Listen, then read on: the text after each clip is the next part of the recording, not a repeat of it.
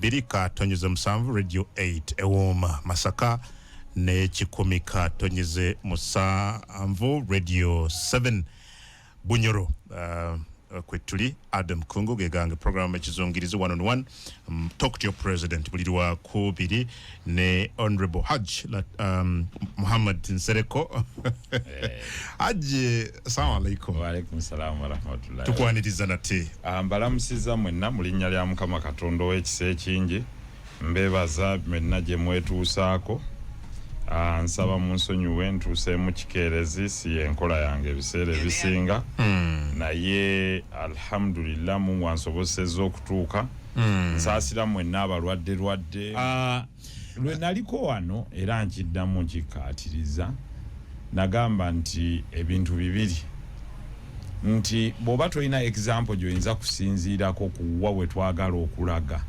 nkiddamu kiri kuba ebibuuzo mbiwulidde abantu bye baagala okwadressing be rotating around the following principles the mission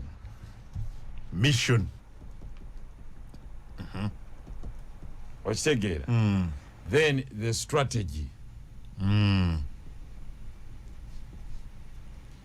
the tactics and the vision kati gwe buuza ababadde mpulidde bangaawo nalebo yogera ku byabadde mu delegates conferences ez'enjawulo gwe buuza ababaddeyo buli delegate yabaddeyo nti what is the mission of this country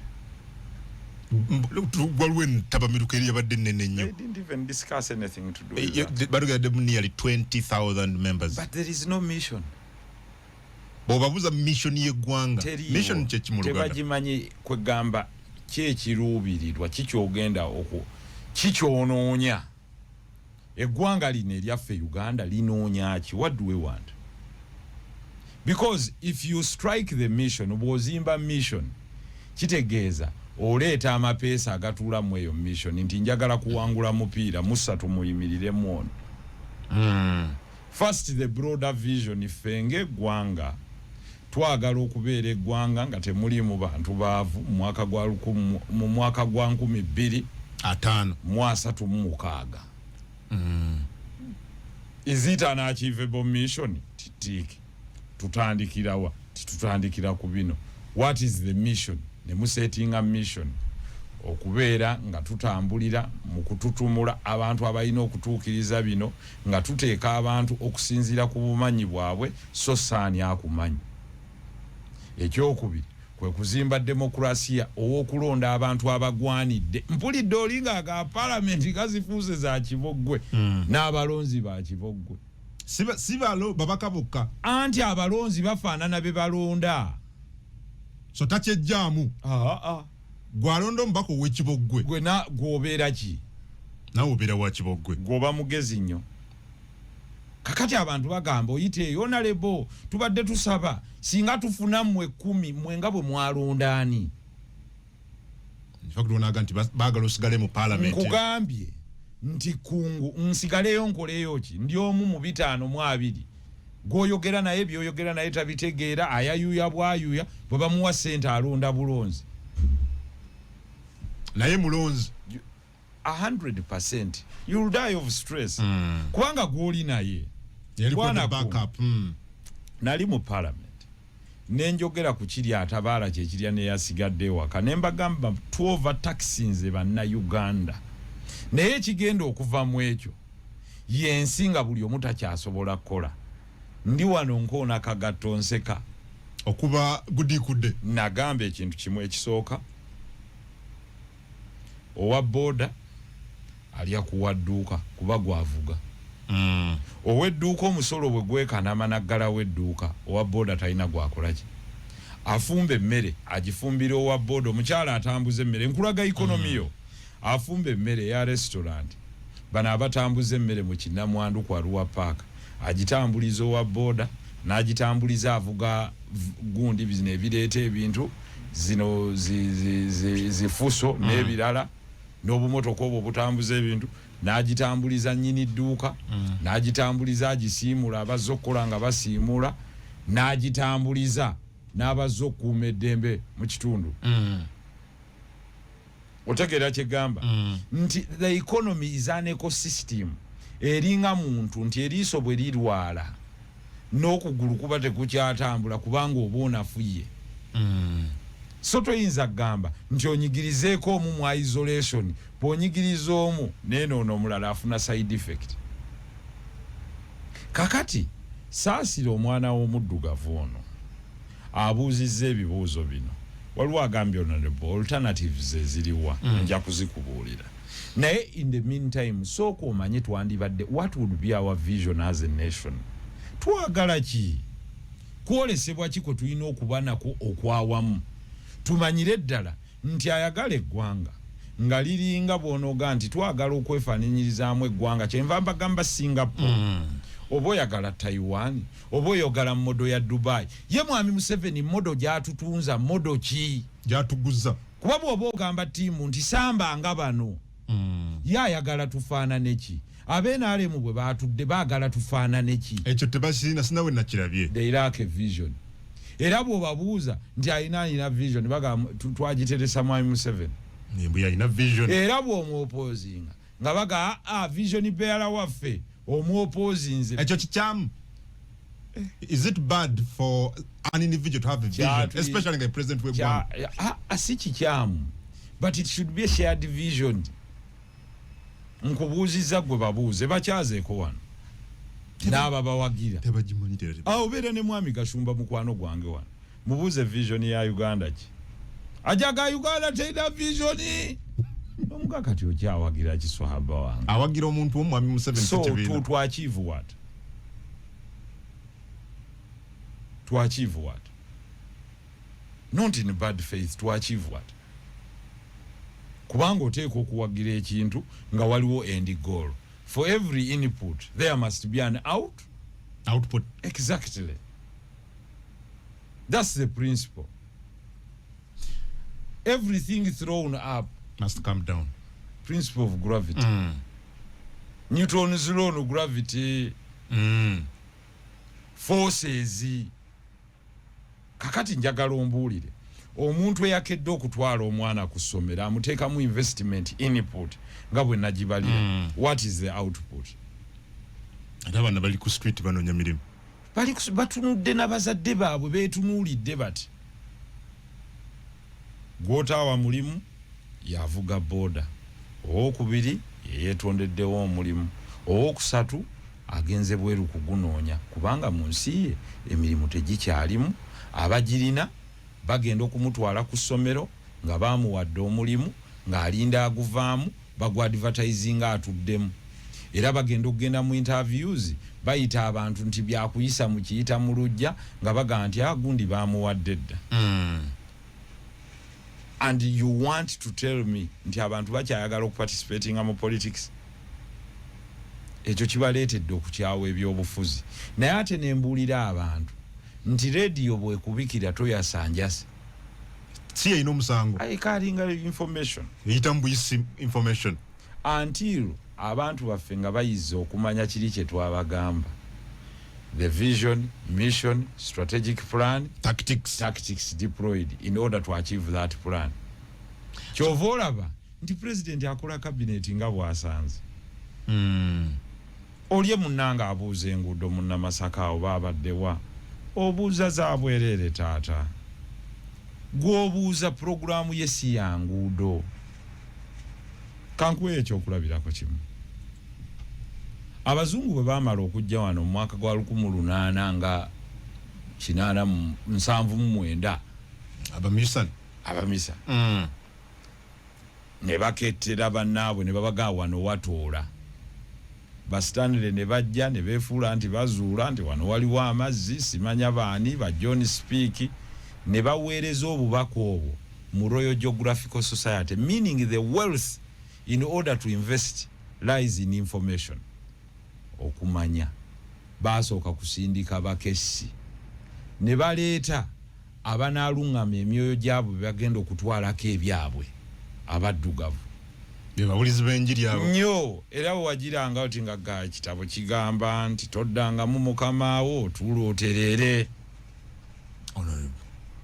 leeta ettaka eryo nti ekitabo kigamba ntuulooterere toddamu mukamaawo bateekateeka tubbako byaffe Allah 1896 nga bamaze okuzimba leerwe okuviira ddala e Mombasa paka ng'emaze okuyingira kumpi ettololo abo baali basiru lwaki tebasookera ku luguudo baali bamanyi kye bakimye tractor ye yasooka weetiye ewaabwe tewaliyo nguudo zaaliyo baali bakimye ebyobugagga ebirina okukola mu factory zaabwe mu myaka gya 1800 anti olwo slave trade abadde bandi ali stopped tewakyali beetise kakati okimya otya ebirina okukola mu factories zaabwe kubanga bo balina mission ne vision okufuga ensi nga bakozesa ebyobugagga bye batalina so saayo mumanyi mukesi geologist abasajja bonna be baasindika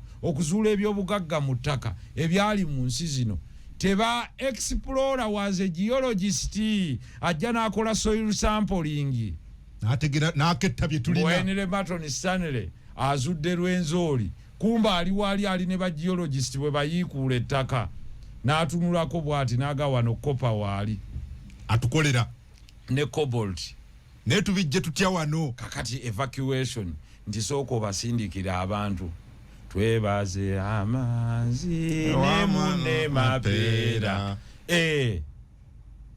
twebaza amani ne mapeera abaleeta ki ekitangaala kitangaala abaleeta ekitangaala awo tubebaza 17 February omwezi okumi mulunana 7 gwe yimba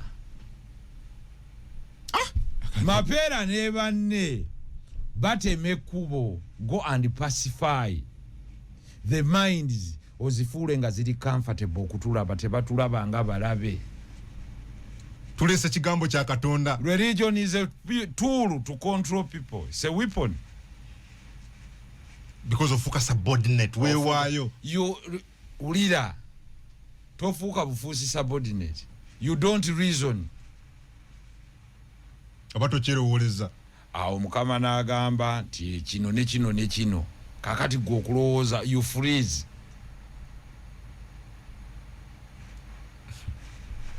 olwo bakuleetera amateeka agasooka to control you bakujjako agago de decapitate you bwe batu decapitatinga immediately eno balugadi ne bapanuwa ne bajja ne kampani zaabwe nkugambye bo bajja na mundu kwata abaddugavu bano nti kiki kiba satisfying nti they think with their stomachs omuddugavu alowooza na lubuto lwe sina bwongo Jack Ma yagamba nti abantu abali mu third world ekibafuula abali mu third world tebaawukana na nkima enkima bw'ogiteerawo amenvu ne ssente obwongo bwayo capacity y'okutegeera ekoma ku kulya liyenvu the daily satisfaction not what happens tomorrow so eri eryenvu ne bisente nerekawo nkugambye enkima eri eryenvu sente nekola ki nerekawo kubanga temanyi value yaki yazo kakati bano olwamala okujja immediately ne baleeta abapanuwa immediately leerwe immediately endagaano honorable katono nnyo nti kwata omuddugavu omu omupiting against the other bakubagane olumala okubagana ndagaano bonna obajjewo otujje nga bali very strategic ya strategy no gyoyogeddeko batandika bamanya nti omuddugavu ali emotional explorers be bajja ne baketta bakesi ne balaba byonna bye tulina all explorers were coming from the Royal Geographical Society. Royal Geographical Society mwabeeranga mu ba geologists olowooza baali basoma just map reading. A geologist must understand rock formation, 2 physical features zagenda okusanga and create a pathway kwana kujjako kyoyina. That is why by 1925 bali basettings up the first mining gundi mine in Uganda 1925 first mine eya tini ngeri ntungamu gwegwa abagamba tini wali bali bamanyi eyokubiri ngeya tini eri Kisoro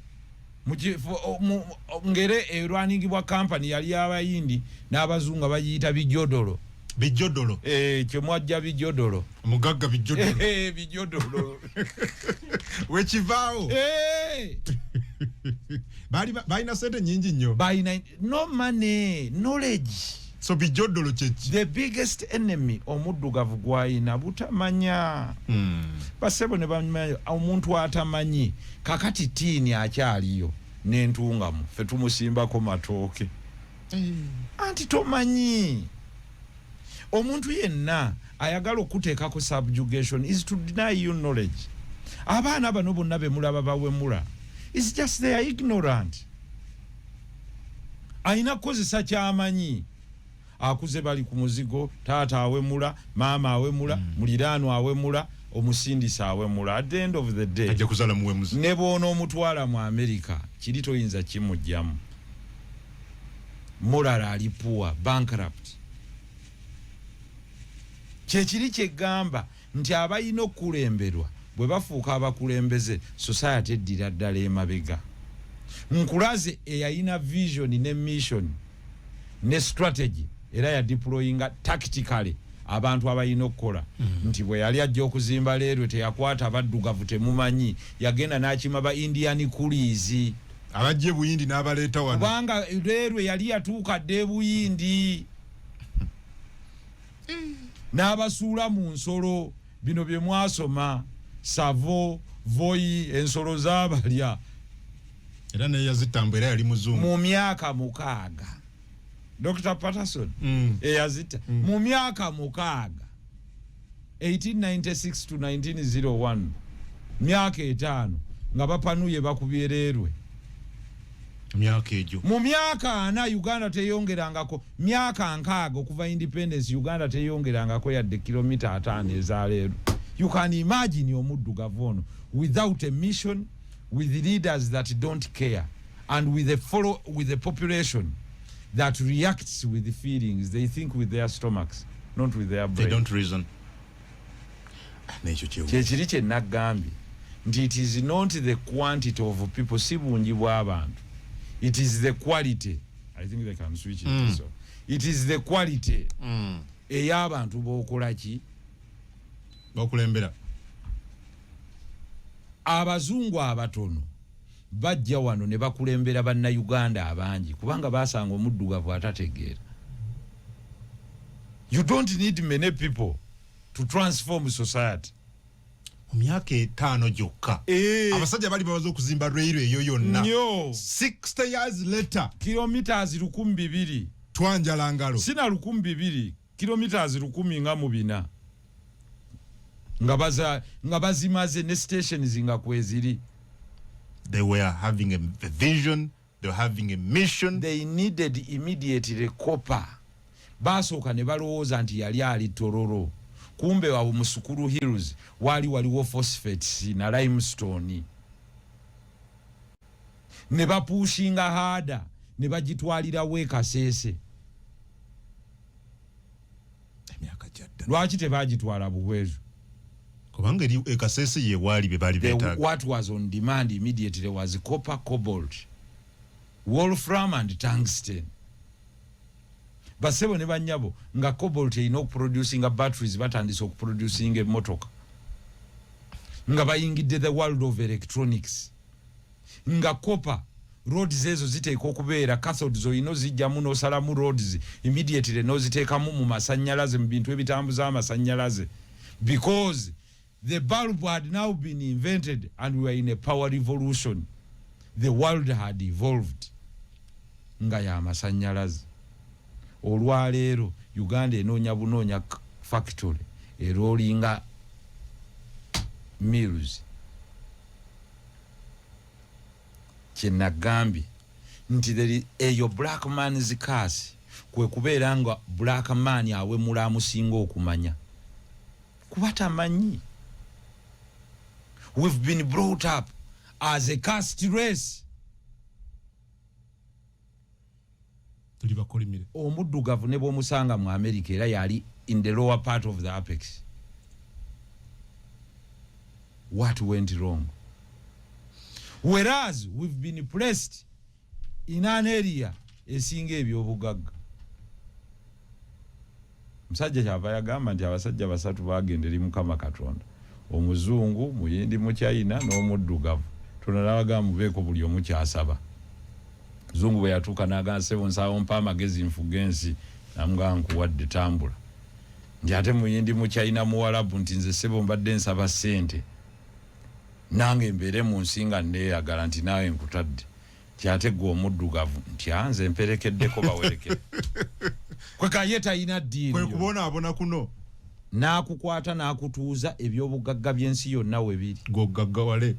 Omukongo n'abikwata olwaleero Sikedi. N'akwata ebyobugagga ne bakwata Rwanda ne ba rebels ne Uganda ne bagirwanyisa ne Congo. Bonna ababasappulayinga be bamu.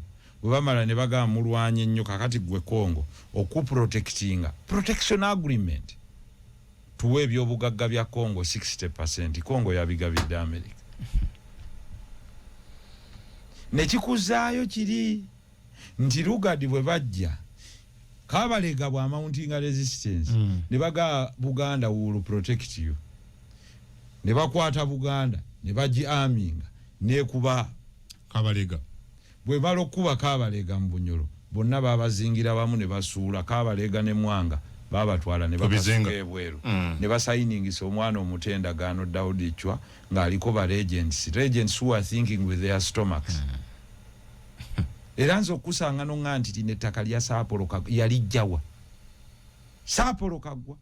Yali Mubi. Sapolo kagwa. Sansiransi mukwanya. Zakaria Kisingiri. Begatta. Ne bawanganguzisa Mwanga. Bebali ba regents abasatu aba. Ne bateekawo omwana omuto. Ne basayininga endagaano y'olwenda bo ne bagabana mayirezo. Ng'oli ajja awunzumya omutwe nti zino lyapolo kaggwa nga bwe yalijjawo. Bebamu kubali balo. Mulitwale Sapolo kaggwa yalijjawa. Yakola ki? Mbu yasayininga endagaano y'olwenda ne bamugabira ettaka. Bamugabidde okulya abantu. Mu ndagaano y'olwenda. Okuva n'olwo lino liryo otuwaddeko lino lino lyonna liri mu Kampala Central wa Nakawo. Tituli kuwadde eryo lya gavumenti ya Bungereza nti as a reward gwe tubawadde. N'asayininga. Balya bya bwereere. Bw'owulira olinga akyogera. These were traitors. Bali olukwe mu bantu. Mu nsi yonna. Daudi Chwakula atunulira agreement akaaba amaziga. It is suspected that he was poisoned, having realized that he signed a fake document. Abasatu bano jeba signing. Yes. For selfish reasons. Abantu abawamba obwakabaka tebabeera wala nabo. They are the trusted people of the king. Babamanyi. Bigenda maaso. They know the weaknesses. Era be bagamba oli. Kakati ngezaako kulaga nti bo bano baali strategic. Nkulaze how history repeats itself. Colonialism okutujjako obwetwaze waffe kakati tekikyakozesebwa mu muzungu kujja kutwa administeringa directly.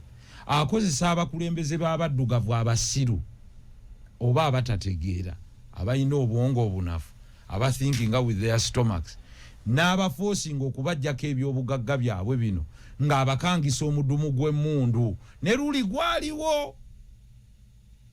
The Maxim Gani eyo gy'owulira bwe yajja ab'obusaale baaweta buwesi ne baddayo mu nsozi. Mundu nga bagitya. Hence the annihilation of Bunyoro Kitara. And that is why, because the Banyoro resented British colonialism, ne babateekako olukongolo to underdevelop them. They were denied decent education. Amasomero gaali matono. Ask yourself why the Banyoro accepted Catholic religion, because they were resenting the Protestants. They protested against the Protestants. Because there are very many Catholics. That is the pattern. Areas zolaba mu Catholic religion zali highly repugnant. Zale zisitinga. Protestant bana bazungu. Kati nkulaga pattern eyo. Omuntu ali eyo amanye kasi je tulimu paka kati. Okay, it's which curse? The black man's curse is where leaders think with their stomachs, not with their brains.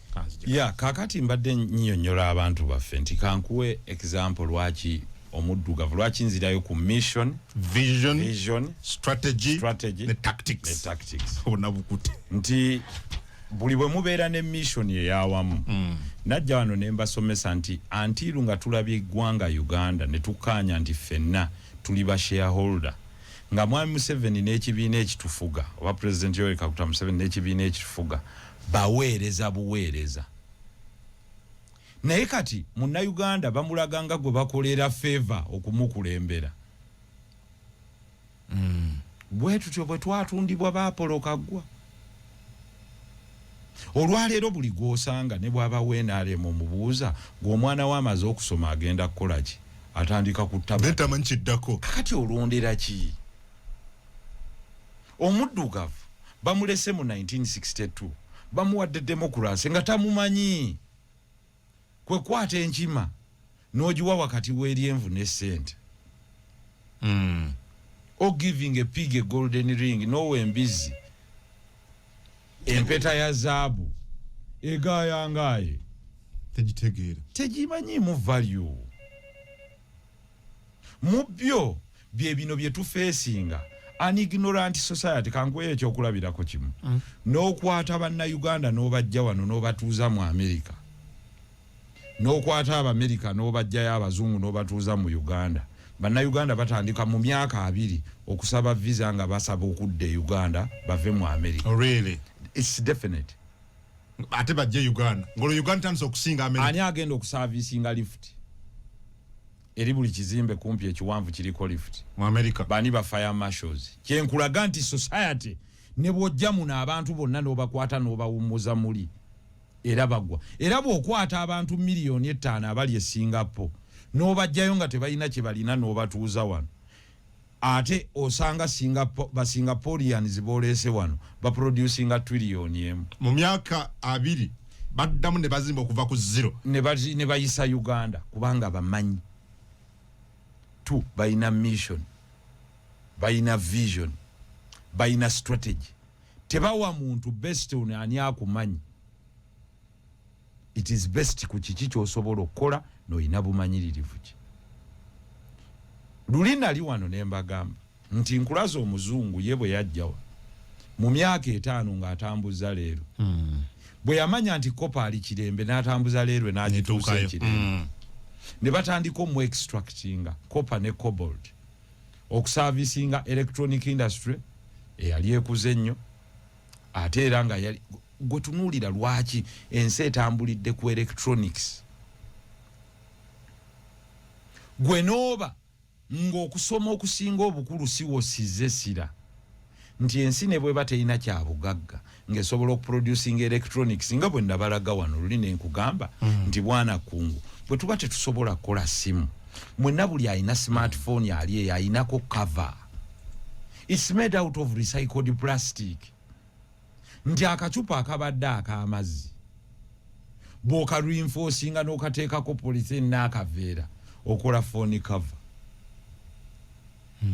phone cover esimu ziri mmeka mu nsi yonna ziri obuwumbi kumpi 5-9 smartphones bugenda mu 8 zonna zeetaaga cover zonna zeetaaga screen protector aina iPad yeetaaga protector yeetaaga at least kale kankuweeyo ekisembayo nti to producing iPad eno producing eno kuba kino kivaako iPad yiyo kino nakyo kitulema njagala abakirabe abali ku kamera abana aba ku YouTube kino nakyo kitulema kino kiki ekyo ki eno kipapula kiki kino kwatako kubanga oyinza okugamba ekyo ki softboard softboard wano ki eno gyolabanga gundi keyboard amapeesa gakikwata plastic exactly it's plastic nga munda mulimu just motherboard e directing zino ne sensors okutuuka ku kiri tekuliko kirala so bino tubisobola nnyo kubanga zino ze baproducinze ziri over 20 million every year apesa eringa zine zisuka mu miliyoni 10 Glass eri kungulu gwe musenyu gwe muyina okukola glasses ebukakata silica sand produces glass yino kuno yiyo ku computer yo yiyo ku simu yo you don't need to be very many mwetaaga abamanyi batono nnyo bana abaddugavu ne bavaamu kiri ekyokuga nti tuwala n'amanyi katuseeyo oli ne bw'aba tategeera kuba kyekifuza omuddugavu n'okumukuumira mu bwavu nti you have a choice okuvaawo n'oga nti okuva n'olwaleero ntegedde nti nsereka mbuulidde bino mumanyi kyova olaba nti abaddugavu nga bagenda okwesimbawo tebakkiriza debate naye ate be mukoppako demokrasi baganga tonnayogera kigambo kyonna mugende muvuganye olutalo lw'obwongo bantu balabe entegeera basinzira ku lutalo lwaki lwa bwongo kubanga bwogenda kufuga ogenda bafugisa ki bwongo mwe demokrasi ono gwe mukola mwamulabawa abantu bwe batasooka kutuula mu debate ne beewemula bwewemuzi abalala ne bakozesa bukozesa ssente nga bwe mugambye there is no contest in ideas however perfect democracy naddala ng'egenda mu election kubanga election yeesalawo agenda okusalirawo obulamu bw'olubeerera oba bubeere bubi oba bubeere bulungi so twalirabye ennyo bantu nga bakubaganya birowoozo the best ideas the contest of ideas nti ffenna ba presidential candidates ne tutuula wano abantu ne batuula ku TV tetwetaaga na raale ennene nti debate eya wano egenda kubeera mu luzungu egenda kubaana eya wano muyisobola ogisa mu nnimi ezitalingwira egenda kuba wano buli omu n'asigala kunnyonnyola kubanga kati abatudde abawuliriza bawera emitwalo n'emitwalo kakati mugamba nti omwana wo future okubeera safeguarded tumudigitizing omwana ne bw'omukomya mu senior 4 n'aba nga alina computer knowledge can use a computer nga yagiraba kuviira ddala ali mu P4 kyetuba tusigazza kimu kola smart classroom eri gye nagamba omusomesa atuule asomesa plumbing by virtual reality atuule Canada akusomesera Canadian plumbing system kubanga Canada yeetaaga ba plumbers emitwalo 18 ng'eri mu shortage y'aba abantu plumber teri amwetaaza simanya degree naye nga plumber buli bwafuluma buli mwezi afuna wakati wa miliyoni 38.85 eza Uganda kugatta joints z'amazzi nti eno T joint eno C eno bwetaba C joint nti eno pipe ki eno tapu bagituuza mu ki nti eno tapu bagituuza mu pira kitegeeza eba straight nti eno ate nti eyo wall tap ebaako kano katunula eno eya pira ebaako kano simple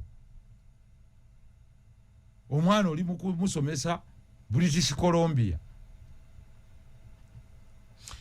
what is in shortage in Kanungu processing of tea amajani gaabwe bagakula kilo siringi 2 so nga ate wano grams 100 zigula 2,200 ku 3,000 kitegeeza kilo emwe y'amajani wano ne mu Kampala ogigula emitwalo 3 naye omusajja ono ali ku nnimiro amajani bagamugulako siringi 2 gatta abalimi bano nga bwe twagala obbagatta mu Farmers League ya EPU process y'okukola amajani ng'ogajje ku nnimiro erimu ebintu 3 1 jamu obukoola bw'omala obujjamu budrying with them okubujjako moisture content bukale bwe bumala okukala ng'omaze okubwoza n'obwoza obukaziza bukube bw'obukuba bumementuke bwe bumala okumementuka teeka mu flavor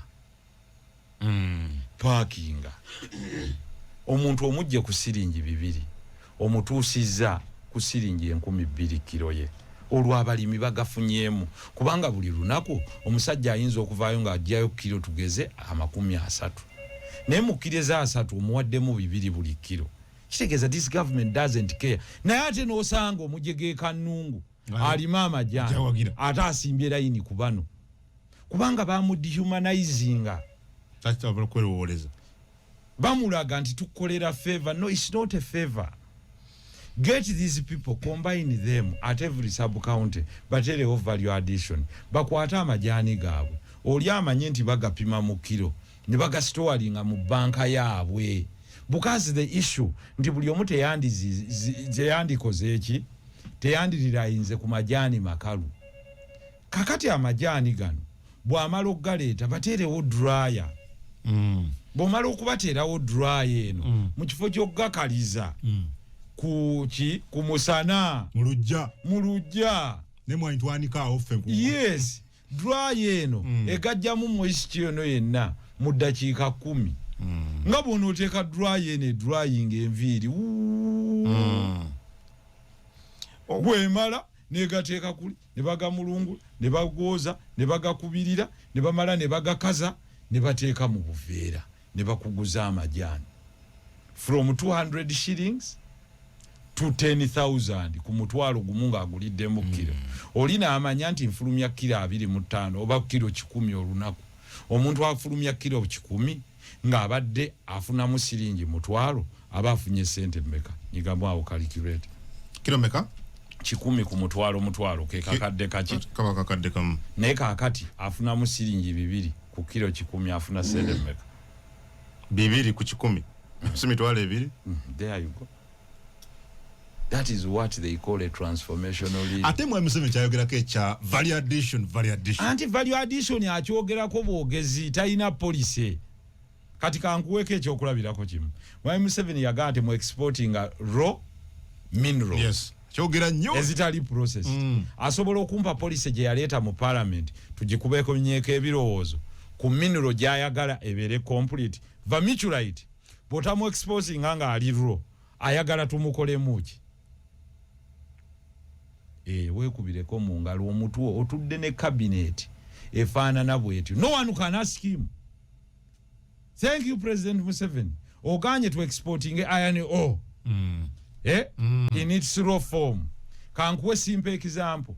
Abasajja bwe bamanya nti minerals such as iron ore, copper and cobalt abaruke. They extended the railway line paka Kasese. Tebatwalayo luguudo. Gwokutta aba iron ore naye emitwe gino gyetaaga okutwalako abantu ne bagipimako. President Museveni ne baatuula nabo mu cabinet. Ekinana mu ababiri. Bagambye tutaddewo ban on exportation of iron ore. Ngali raw. That is just a political statement. Toyina train eva wano paka Kabale mu Muko mines. Wabula abampuliriza iron ore lye jjinja omuva ebyuma. Jino gye tuyita emitayimbwa. Golowooza liba lizitowa ki? It must be very omuntu bw'amala oddisima ne balijjako ettaka. Kati kankuwe process mwe bajjamu iron ore. One, ogenda n'osima ejjinja. Osobola okukozesa excavator na kino oyiikula olusozi. N'ojjamu ejjinja eririmu iron ore. Ng'olwazuula nti waali. Bw'omala ejjinja eryo tulitwala nga bwe liribaako ebitaka. Ojjako lino ettaka n'olyoza. Okitegeera kye gamba. Then n'olisirayisinga kubanga tolijjaayo nga bwe liri osalamu into pieces. Z'osobola okutwala ewali smelter. Erisaanule. Smelting yes, ali purifying. Kakati bano baagala kukola factory wakati wa Uganda ne Kenya bagiteeke etololo. Laba emitwe gino ebiri tekuliiko train egenda kutambuza kino. Kitegeeza okuva e Kabale mpaka eno bo bateekateeka direta batya. One, the costing olivugisa amafuta agalivuga mu Sinotrack buli lita eri ku sente mmeka? Njagala olaba omutwe gw'omuddugavu. Buli lita eri ku sente mmeka? 15 n'ezigwamu. 15 n'ezigwamu. What is cheaper? Basic question in primary school.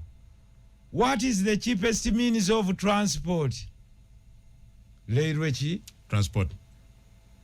It is effective in carrying bulk goods in long distances. Kyovola abantu waliyo train eva mu Sahara mu Mauritania gye bayita Sineke empanvu tewali luguudo. Meaning mining moves with railway, especially for those bulk goods. Kati gw'otudde naye yasoma ki mu cabinet n'okumanya amanyi. So factory twagagiteeka Tororo. Weebale. Naye nga raw materials ziri Kabaale. Nga bwe wakutte factory y'emmwanyi n'ogitwala Entungamu nga raw materials ziri Mbaale na Kampala emitwe gino. Ogenda zimalira mu cost of transportation. Transport is a component gye bafactorizing mu final price of a good. Right or wrong? Very right. Atudde n'abasoma economics. Why? They want the president to always be right, not to guide him. Bebaita ajiwadde omuliro. Ajiwadde omuliro. Amubuulire ki ye agambye nalonda fishermen's cabinet. Alina abavubi. Kati bwe bavaayo nsereko nno manye ebintu ebyo mmwe lwaki tukola naye nkole naye kuki? Why do I work with him? Anti. Ebyanga abijje kuno ampulira babimugiramu. That is why it will not be feasible for us. It will not be economically viable okuproducing omutayimbwa wano ne gubeera economically competitive n'omutayimbwa gukolebwa China. Common sense. Why? Omutayimbwa gogenda okukolera wano amasannyalaze gwe geetaaga galina kubeera minimum factory eyo okubeera sustained 60 megawatts ez'amasannyalaze, meaning weetaaga not less than $300 million just to put a power plant. Etwe. Nga tewaako bantu balala bonna kuliikiriza ki factory. Kati tutandise. Weetaaga railway line okuzimbibwa mu bbanga ki? For every ton buli kilo 100 eza iron ore oyino zikozesaako coke iron azifumba, I mean gundi coke kolo mumanyi kolo kolo gabanga manda ne gava mayinja agokya okola amasannyalaze kilo 3 oyina kolo mu Uganda. Where do you get the cheapest coal from? China. Right, ali China. Kitegeeza ogenda kukola 1/3 of the production cycle ya iron ore nga ate okozesezza inputs ezifudde China. At the end of the day omutayimbwa go inchi mukaaga kujja kwa too expensive. Ugenda kubeera too expensive nga teri agutwala. Kyebava baddamu mu Adams theory of economics gye mwasoma. Buli omu tosobola kukola buli kintu. Alo byolekera banno? Yes, naawe n'okola ekirala. Some things should be taken out raw. N'obeera mu ecosystem ya value addition. So Japan ina iron ore. Terina. Gogisinga okuproducing emmotoka. It sources out components from everywhere. Japan ekutunza Toyota. It sells a feeling. You drive a Toyota because of the history ne feeling intitefa. Ono yalowooza mbukola kira motors. You're reinventing a wheel wakatunda basi mmeka. Zikayola. Nti kwogenda competing an electric buses. Chicho producing. Do you produce batteries? No. Do you produce cables? No. What do you produce in that car? You're just assembling a car to producing a mupira. Omupira ogujjawo. Mugundi mu Malaysia, Indonesia. Kubanga boba amanya tulina rubber produce tires. Uganda would have been a recycling center of tires. Kwate emipira gyonna emikaddo demo gifumba. Ofune rubber mupya producing emipira wan. So kanti ne ku simu eno. Oh no. Awera mipira mikadde. No. Eggwanga lyaffe bannange. Kirize emipira emikadde gyonna giyingire wana as raw materials mugifumbe muddemu mu producing emipira emipya. Kubanga omupira gwe bagaye nti guli expired mu America na China kigwe babadde bagenda okukozesa mu winter wano guba gukyakola bulungi nnyo. Two, you're saying ogenda ku affecting mines technology asobola okumulungula gye tuyita rare earth minerals ze nagamba ke wamwe makutu ani azina oganye bana abajja wano to export rare earth minerals zibanga munnyo ogwongera bwongezi munva. The only one with technology emulungula rare earth minerals is China na America ekayana yazijima technology ya mumba patents yezina ne technology yezina kiche mixinga muki. Mining is for the highly knowledgeable. Nti osobola okubeera ne mineral n'obeera nayo ng'abakalamojja bwe baziine kalamojja ng'azitambulizaako nte ng'alina bwereere. Why is not knowledgeable? Tamancha zikozesa. Kyova olaba nti baasendinga first abaasooka okujja wano were explorers. What is the first process of mining? It's called exploration. Ng'oli awoza nti abazungu baali zibazze wano by mistake. No. Based on your explanation, bajja ne kigenderera. They were called what? Explorers. People that have come to explore.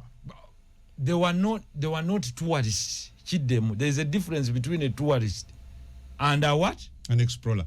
An explorer azze kuzuula bya bugagga. Damu abazze kuzuula byaki?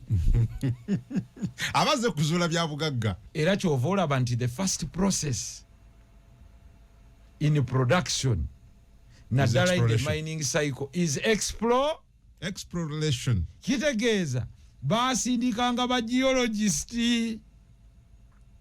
Tetwabitegeera. Ye muddugavu. Era olwamaliza okuketta n'ayita abalina okuddibwa n'omuwambe spheres of influence. Naye ate nga tebajja direct baatandika tubakakanyiza tutya emyoyo abamisani musooke mugende bakiyita pacification. okuwangula emyoyo. Send pacification, the Bible first and the gun on the back. Awakana sabule sasi mujeo. Bwe baatuuka, in order to control people, they first controlled the following. One, they recruited amongst you the most brutal okubakuba emiggo. Bwe mwagaana ne badeployinga Emini Pasha n'aweereza ba Nubians n'abalala abakakwa ne bava Sudan ne babakuba embooko. For a state to survive, eteekawo coercive machinery. One, recruit amongst them the most abali brutal mbwongo babakuba emiggo to submission. Inokukiriza. Wolooza ababafugira kutegeera nnyo. Abatufuga wano. They beat you to submission. In order to create fear amongst you. Bonagaana bajja kukola ng'oli. Two, take away all factors of production, remain the monopoly of the state. What are the factors of production? Also my economics. Land. Esooka ttaka. State. Just state. Ye issuing a title. Meaning ne bwoba oyina ettaka lyo. Ate ye kuwa recognition nti liryo. Two. Capital. Ye issuing a sente legal tender. Era yezikujjako. Kyova olaba nsekerera nnyo bano President Museveni baayita n'amugamba nkuwadde ssente mu Naddiini oba bano abawasennabane emmotoka oba abaki. You're very stupid. Who? Aba bazikotwala.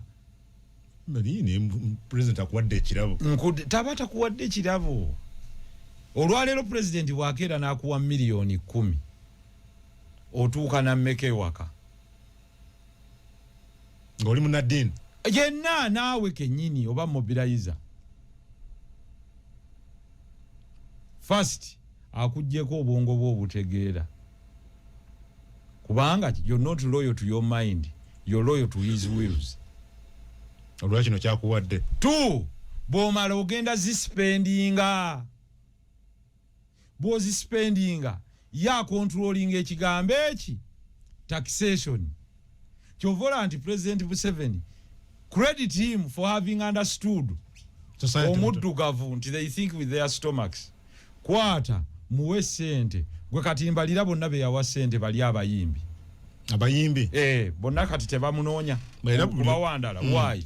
because yakimanya aba akwazise bwazisi a fact of production yena asigaza tapu ene zikujjako ye Uganda Revenue Authority azikuwa nezimudira wakuwa omutwalo ogenda guspendingako kale be bawadde ene million emu tugeze ba delegates benali yasoose muloji kujjako za kwebaka President Museveni nalindirawo hoteli najigamba mpako 17% lwe musolo gumusubirwa nagenda nalya najjako VAT nagenda nagula olugoye lwe yajjeko VAT naddayo waka nagulamu ebyokunywa n'enguuli na bikine banywa ne banne nezigwawo kitegeeza President Museveni webukerera oba woyisizaawo omwezi nga zonna azizizza mu treasury azizzeeyo kakati ng'amala zennyini ze wazizza gwe ze yakwazika ng'agamba aba boda muliwa muleete saako yammwe ng'ayita mu treasury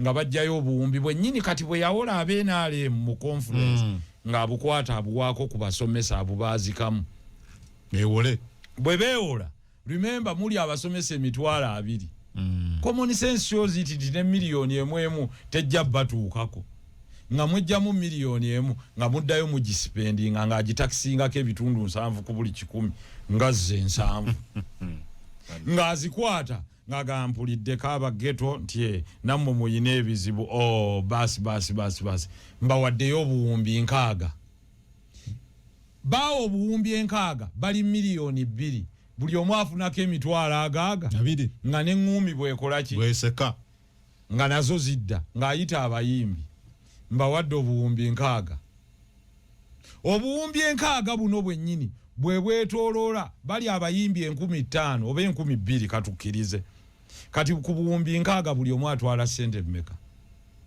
zibameka singa babawadde obuwumbi 6 bwe baba abantu 1,000 buli omu aba atwala million si mukaaga kati bwe baba 2,000 buli omu aba atwala million 3 katukkirize nti million 3 ono bamubanja asooka kusasula bbanja ng'endala aziteekamu amafuta mu mmotoka ng'avugamu amaki it goes for consumption not for investment. You can't invest at the end of the day mu weeks 2 aba yakaziririzinga ng'abayimbi 2,000 bonna baziwadde bagenda kuzispendinga either gwe babanja renti ng'asasula renti wabula gwasasula renti President Museveni ng'amuggyako rento income ebitundu 3 ku buli 10 nga zeetooloola nga zimuddira mu myezi 2 ngaga kati leero nsinkanyemu abalimi b'amajaani ngenda bawa obuwumbi 312 gwabuwa ng'agula ebijimusa ono yabijjeeko omusolo ng'agula ebifuuyira ono yabijjeeko omusolo ng'alinnyamu emmotoka ajje Kampala ono yabuze ng'agulamu olugoye okitegedde kyegamba ng'anywamu amafuta ng'ono azizza understanding the science of managing a society that is ignorant. That is why omuzungu yaga no, don't give me money, show me how much tax I pay. Lwe lubadde olutalo lwange mu parliament nti nze ng'oyinga for low taxes kubanga low taxes zikulekera sente mu nsawo. Increased exports ziyingiza dola wano, creating more strength of our currency. Buli sente zaffe bwe zinaabuuka oli ne bwakuwa billion abaakuwadde empewo naye sente zaffe bwe ziba strong against the world's leading currency, trade currency, which is the dollar, settlement currency, nti singa osanga obugagga lwaki mwabuwulira mu mwaka gwa 2018 nga sente oziwulira nga dola eri ku 1,600 ng'oli ne bwakuwa million emu oba oyina mu dola nyingi nti akakadde akamu kaazitowangako olwo kubanga dola we yabeerera ku 1,500 kitegeeza nti mu million emu wabeerangamu na dola mmeka? Dola kumpi 7. Ng'oli bwakusasula akakadde, remember by'okonsuminga obigula mu dola, abisuubula abireeta mu dola, bwagamba nti ekintu kya siringi 7 ng'olwo essaati nga bagga waliwo n'engatto y'E2,000 kati teriiyo. Alumukwano gwange yazze ng'ava mu Ethiopia ne dola 10 na akyusa ne bamuwa omudidi bweguti. Yes. Agamba kikino kyo. Exactly. Naye ng'ogyeko n'omudidi zisobola kugula ki? Tezina value. The strength of your currency versus the global currency. Kyova olaba for dominance of the world. Omumerika asigala nga awola ensi zino zirirayinge ku dola to pay back. Dola yesigalenga y'amaanyi. Toyinza kumuddukako akuwola by force. Ne Burkina Faso yali aganye yamuga kale bijitubeeke naye katukuweeyo ku sente. Because when you run away mu kusetolinga sente zo through the dollar kyekyo lwaki waliwo olutalo lwa BRICS lwe muwulira kubanga agamba America tayinza kukkiriza kuwagula abantu bave ku dola kyekyakubya Gaddafi kugamba Bafirika bannange twegatte tutradingire mu gold kuba ffe tusinga gold omuki mungi baamukubirawo straight n'okumutta ne bamutta abuusa abaddugavu abazuukusa naye saasire omusajja Gaddafi Mungu amusaasire yonna gy'ali buli nsi ya Afrika yagireka agitaddemu akawumbi ka dola wano mu Uganda n'abateera ssente mu national housing n'abateera ssente mu UTL era bwe yagivaamu n'egwa kati gwe laba omuddugavu ye talina waateeka kiki so nga ate ffe bannayuganda twali tusobola okuzza kampuni ya UTL engulu nga tetwewoze tutya kwata kampuni eyo ogilistinga ebeere public bw'ogilistinga n'ebeera public nze munnayuganda nja kuba forced okugulamu emigabo ne bwe ginaaba gya 15,000 oba mutwalo naye kimanye nti bwe ngulamu omugabo ne tujja bannayuganda emiliyoni 10 ne tugulamu kitegeeza tuli recapitalizinga n'obuwumbi 100 nga Safaricom bannakenya bwe baagikola they did not sell it out bana abaffe ennyonyi teriba muwembe esanga bulimire buli kimu batunda kitunde bano buli kimba batunze kitunde akati gwe weebuze banka zisukka mu 2 mu Uganda eza Uganda ziri mmeka Centenary ya bannayuganda eyawa Centenary eyawa bannayuganda si ya government ya Uganda ne bannayuganda nedda sebo the biggest shares mu Centenary my friend ziri owned by German abadde kyono genda sigadde ndabaza bannakenya ba South Africa gwasigaza housing finance naki na Post Bank kati banking sector toyina muna Uganda yewolewa addukire wani waja seeking a favor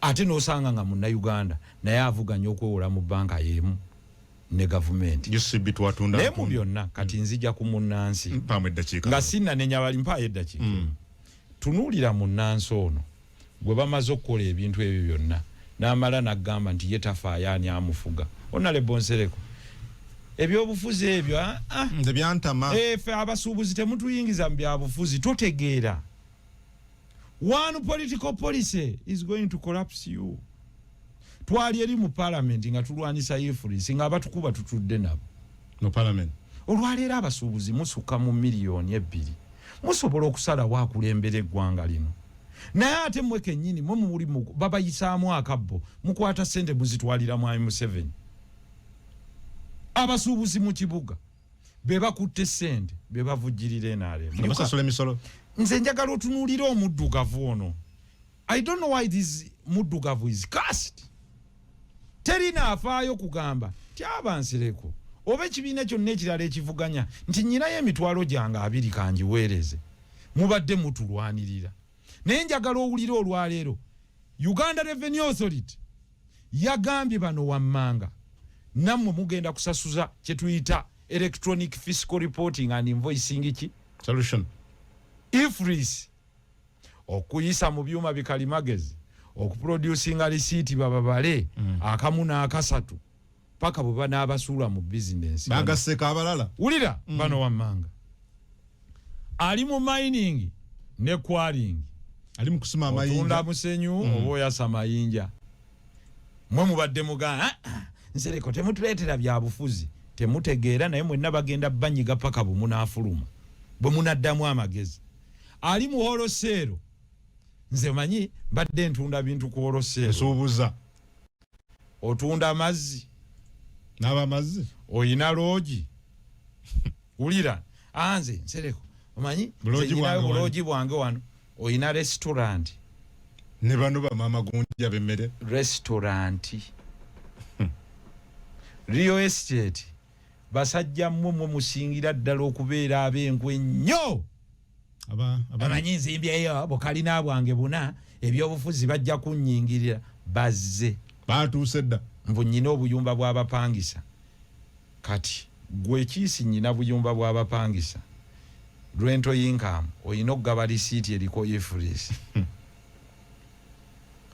banyenye emitwe nga bakimanyi nti nze bino nja bijjawo kati oli waddembe okwegatta ku EPU nonnonda abanedda oba okulonda aliko akunyige entertainment kyembagayo bano bubaba wadde obuwumbi nkaaga abajega akulindidde wali ku mulyango azikuwa nozizza lisiiti erina kuba ya ifris entertainment arts and recreation onawulira sewage and waste management nayola kasasiro bana abajja nti simanya ntwala kasasiro gaba lisiiti nga yaki ifris ya ifris bano nkutwalira kasasiro simanya west bin simanya binimi simanya biki kakati nabagamba kino ekiri atabaala ne yasigadde wakakijja kumukwatako lwaki mbadde nzize mbabuulira mulonde based on the tax policy omuntu yenna atatunulidde musolo gavumenti egenda kuyonka paka bwena akwavuwaza just yebayonka mu mpalo bwe nali nwanirira abasajja bano abejjoola abalala baaseka naye abejjoola mmwe mennyini mukwata ssente ne muzitwalira aba gavumenti ffe mututunulira museka yaho nalevonsereka wallahi webale tulwanire basajja mmwe mwogera atusuubuza mwogera naye basuubuzi mmwe Mungu agenda kubatuusaako ekigambo ekinene nnyo mugenda kugwa omu ku omu so bakole ki mujje muwagire ebibiina byaffe namba 2 nsereko waatali gwe teekamu abantu bajje balonde kubanga sigenda kubatuukako buli wamu naye muwera akakadde gavumenti yalayira n'egamba egenda kubasuula yegenda kusoosowaza bagwira bava bweru with foreign direct investment mmwe mwewola gye mwewolera wali waggulu nze mbagambye manifesto yange eri clear nja kusala ebbeeyi kwe mwewolera nsale n'omusolo oba okyayagala mbujjangu otukyali mbakyalirondabeko nkwate mu ngalo kikuyambe ki mwenna mwebale nnyo mwebalire ddala ababaddeko ku mukutu mwebale okutambula n'okumanya nga bwe nzizeemu lessons 2 nti omuntu atamanyi yasinga okuba dangerous mu society kubanga tamanyi nti tamanyi kakati omuntu atamanyi nti tamanyi okubonaabona n'obwavu kutambulira kuye era society eyo nneena akula erina kutambula n'abamanyi n'abamalirivu okumanya n'obumalirivu bitambula bibiri kubanga waliwo omuntu ng'amanyi naye nga si mumalirivu ne wabaawo atamanyi ng'ate era si mumalirivu then ne wabaawo amanyi nga mumalirivu kakati mwenna abeegase ku EPU mbebaza nnyo mwebale kubeera bamanyi ng'ate muli bamalirivu ekyo kijja kutuyamba okukyusa ensi yaffe tukimanyi bulungi si kyangu nnyo kubanga obungu bw'omuntu atamanyi obuteekamu ekintu ekipya okutegeera ekintu ekimu ku kisinga obuzibu kwe kutegeeza atategeera kubanga abatamanyi nti takola nti tamanyi okutegeeza atategeera kintu kizibu nnyo kyova olaba nti ebintu ebisinga okusomesa abantu bakiyita situation omuntu kukituukamu mu bulumi obwo omuntu omusuubuzi ono lwatuuka okumanya nti nandibadde n'ono ng'edduuka baliggalawo finale nga bamufulumya ekibuga. Thank you Haj Muhammad Nsereko akadde tukeyanzako tuwadde